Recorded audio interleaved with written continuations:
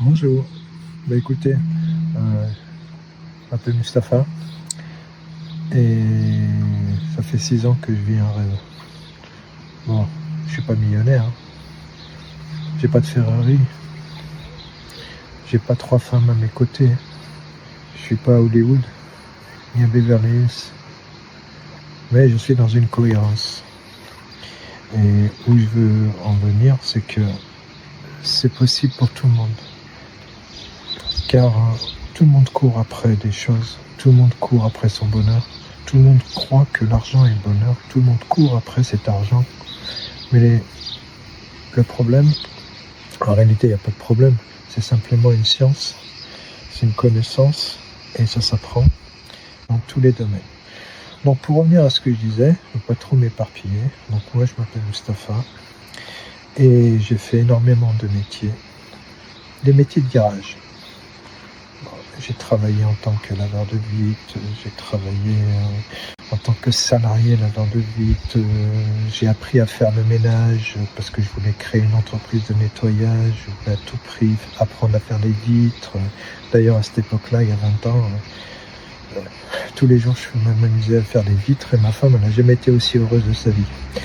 Bon, de là après j'ai monté une entreprise, j'ai compris une chose, c'est que malheureusement en France les charges coûtent trop cher, donc j'ai laissé tomber, j'ai restructuré une autre entreprise de nettoyage mais avec peu d'employés, mais c'est pareil parce qu'en France l'URSSAF elle vous te dépouille, donc il faut créer une entreprise où on est solo en fait. Et les entreprises solo, c'est vendeur, c'est coach, c'est travailler, vendre sur les marchés, c'est de la vente en fait.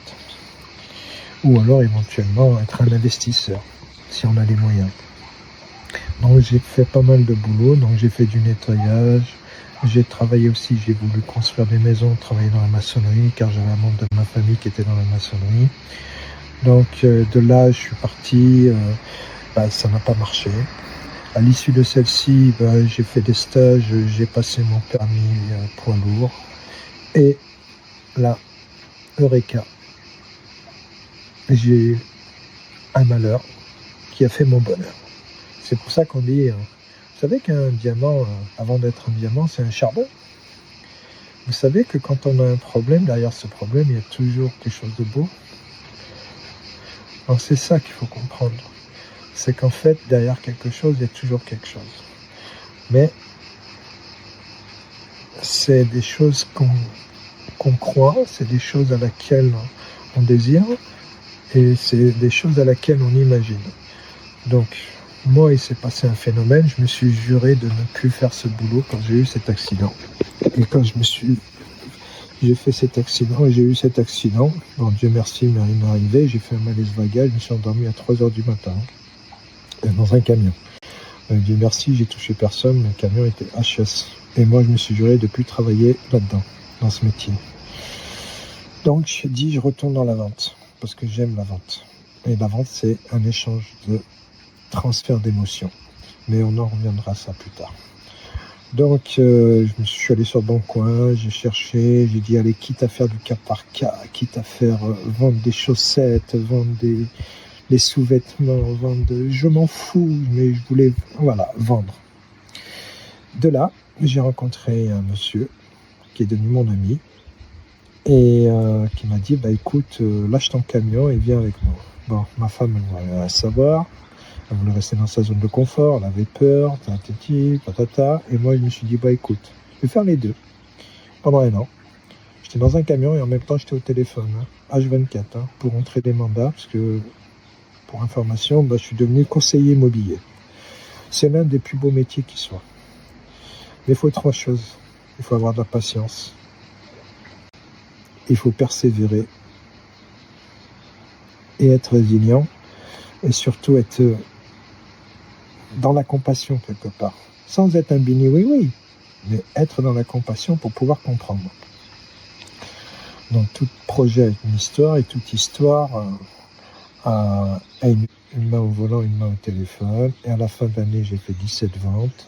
À l'issue des 17 ventes, ma femme a dit « Ah ouais, ok, d'accord ». J'ai dit « Bon, allez, je plaque tout, je m'en vais ».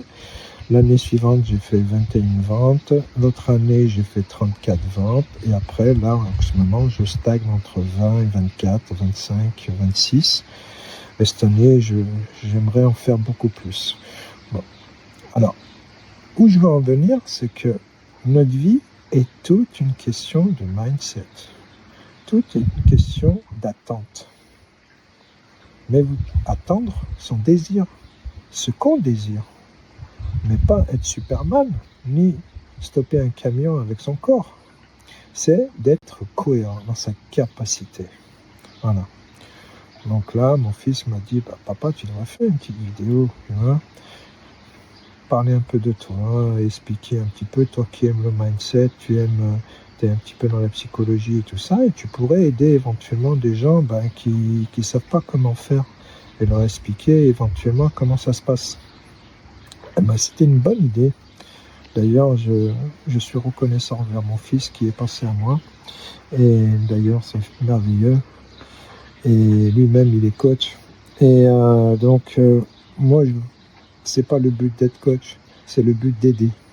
Donc maintenant, ce que je veux savoir simplement, et ce que je veux dire, c'est que la vie, elle est belle. Elle est très belle. Il faut avoir la foi en sa vie. Il faut avoir la foi en la vie. Il faut avoir la foi en ce qu'on veut faire. Il ne faut pas vivre par dépit. Parce que la vraie richesse, c'est la liberté. Et la vie, c'est la liberté, la joie, la croissance. D'accord ? Donc, c'est ça en fait. Et quand on a compris que la vie, c'est la liberté, la joie et la croissance, on a tout compris. Et on se focalise. Comment faire pour être libre ? Comment faire pour être joyeux ? Et comment faire pour m'accroître ? En fait, les trois sont indissociables. Si tu te bases sur la liberté, forcément tu seras joyeux. Si tu te bases sur la liberté et tu seras joyeux, forcément tu vas t'accroître.